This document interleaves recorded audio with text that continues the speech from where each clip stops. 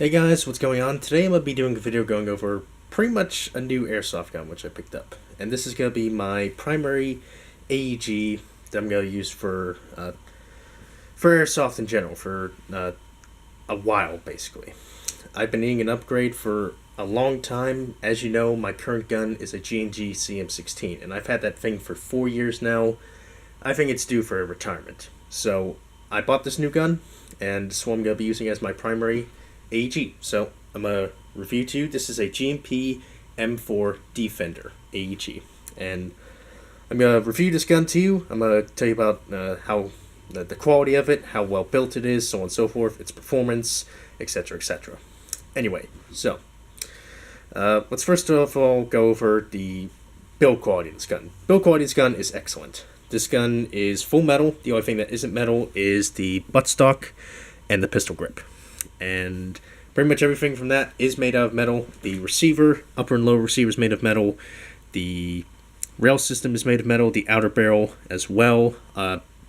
Complete G&P internals and whatnot. G&P gearbox, spring, motor, etc. Overall, very nice gun, very well built. And nothing shakes on this gun. The stock is absolutely solid. Doesn't wobble whatsoever. Pistol grip too. The rail system doesn't wobble either. Almost no wobble. In fact, no wobble whatsoever. The only thing that does wobble on this gun is the magazine. Granted, that is this is an aftermarket magazine. In this case, a Magpul PMag. So, with other types of magazines, you may have different results. Anyway, as you can see, I already fitted a few accessories on this gun. Overall, very good gun.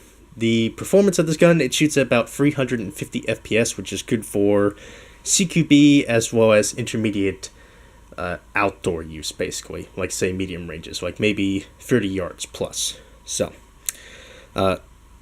excuse me if I keep saying basically, but anyway, this gun is very well built, performs pretty well, and the price I paid for it was pretty good. I paid $400 for this off of eVike, which sounds like a lot, but that's a pretty decent price for a high quality gun that is already comes with a rail system. It also came with a red dot, a replica G&P M68 aim point, so that was nice. It doesn't come with a battery, so you'll have to buy that separate, but overall this gun is very well built and would definitely recommend it for, say, a veteran airsoft type player, if you will. Anyway, so that is pretty much the build quality gun. It's very well built for the price you pay. Overall, G&P is a high quality company, and you could probably mod this with aftermarket parts such as different springs, gears, bearings, bushings, whatever the case may be if you want to tweak it. Trigger response in this gun is pretty good as well. It can take, right now I'm using a 9.6 volt battery in the crane stock, and that's one of the differences between this gun and the G&P is the stock contains the battery. And how you do that is, I'm going to go ahead and just demonstrate real quick. You pull it all the way back. There's a stock, and it takes a Dean's connector, which you see right here. Otherwise known as a T-plug. You can also call it that. And here's the battery that I'm currently using. This is a G&P 9.6 volt 2300 milliamp battery. Very good. This gives the gun a very good rate of fire, as well as pretty decent trigger response. And while I'm at it, I might as well go ahead and show you how to put the battery in the stock. It comes with these caps, which you have to turn to take off. Slip the battery into the stock. Put the caps back on, just so that the battery stays in place. And you then connect it. I'm not going to because it's a bit of a pain to connect and disconnect this gun whenever you're done with it, because it's quite a tight connector. Not what she said, but anyway, overall, the Dean's connector is pretty good. It frees up space in the gun, unlike the Tamir connector, and the connection between these two, the male and female plug, is pretty tight, which is good so that the battery stays in place and doesn't become disconnected, like, say, during a game. And to put the stock back on, it's a 5-position retractable buttstock, by the way. It comes with a hole in the top with the numbers. I don't know if you can see that. It comes with 5 positions, as you can see right there. To put the stock back on, just simply, well, first of all, I'm going to tuck that into the buffer tube.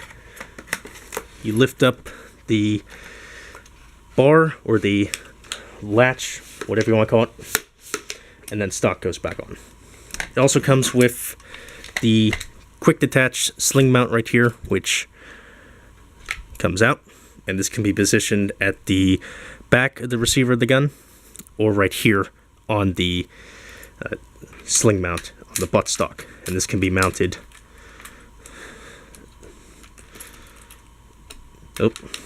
this can be mounted on the left or right side of the gun.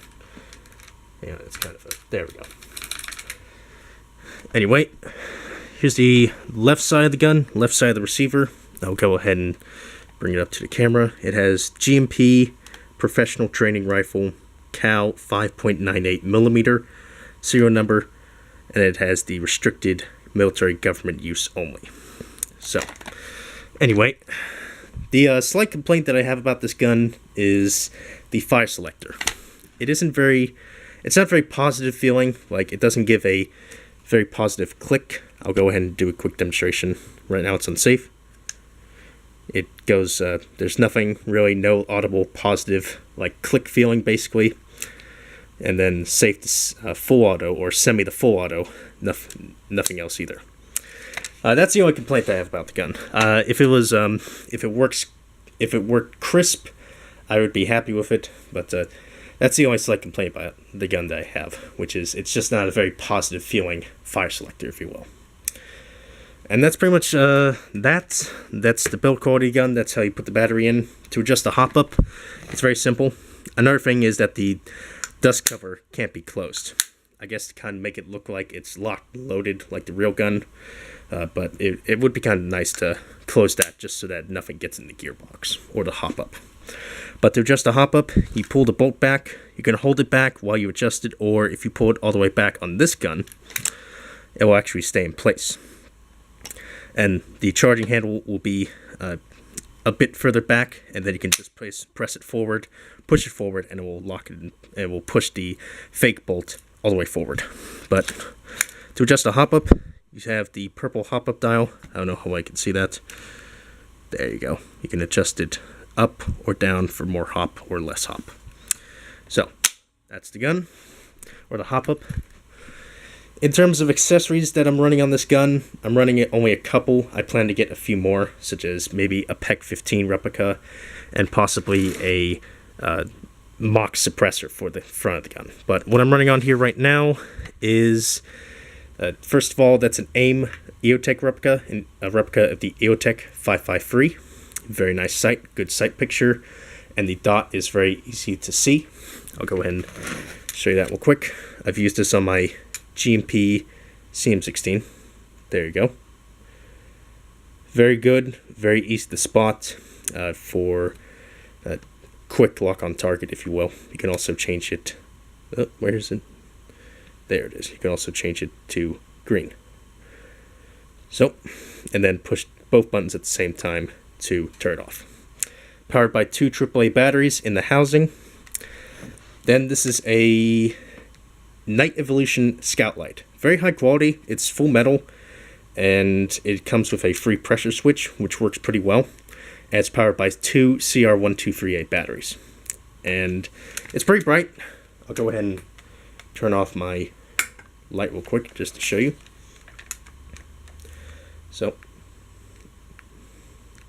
it's pretty bright overall. I'm not sure how many lumens it is, but it is very bright. It's good for basically lighting up a dark room, blinding someone, things like that. So, would definitely recommend this. It's not too expensive either. It costs about $60. And I have the pressure switch held in place by a rubber band, and the pressure switch works well. Very quick. It's a momentary pressure switch basically, so you have to hold it if you want to keep it on. There are versions of this light where it comes with a actual push button switch so that you can like turn it on, keep it on constantly. And then the final accessory on here is the Magpul RVG vertical grip. This fits very well on the gun. I do kind of a thumb over bore type of grip whenever I'm with my off-shooting hand, basically, so that I can so that the gun doesn't drift. And then the magazine. This is a Magpul PMag. Feeds very well in the gun. It came with the this magazine, which is made by G&P. I think it's a 150 round or 120 round mid-cap. It doesn't feed very well. It jammed a couple times on me. Not only that, but it's also pretty heavy, and it's also fairly difficult to get into the gun. Just show you real quick. It's very tight, but because it's tighter fitting, it causes the magazine not to rattle around so much. But for quick reloads, I wouldn't recommend using this. You can use, in this case, this is a beta project, Magpul PMag. You can use that, or you can also use the Mag brand 130 round mid-caps, which I've been using for the past couple of years, and they feed very well. And they feed very well in this gun too. So, pretty much covered that. And the gun also came with a couple accessories. Comes with a spare Dean's connector and a battery adapter, I think. Came with rail covers. A metal clockwise flash hider, 14mm clockwise flash hider, not counterclockwise. And a stubby front grip, which I don't like to use because it's a little too big and heavy and difficult to put off. And that's pretty much it. Hope you guys enjoyed the video. Thank you for watching. Sorry I've been away for a while. And yeah, expect more videos to come with me using this particular rifle. So that's it. I'll see you guys next time. Be sure to rate, comment, subscribe, and share. See you guys next time.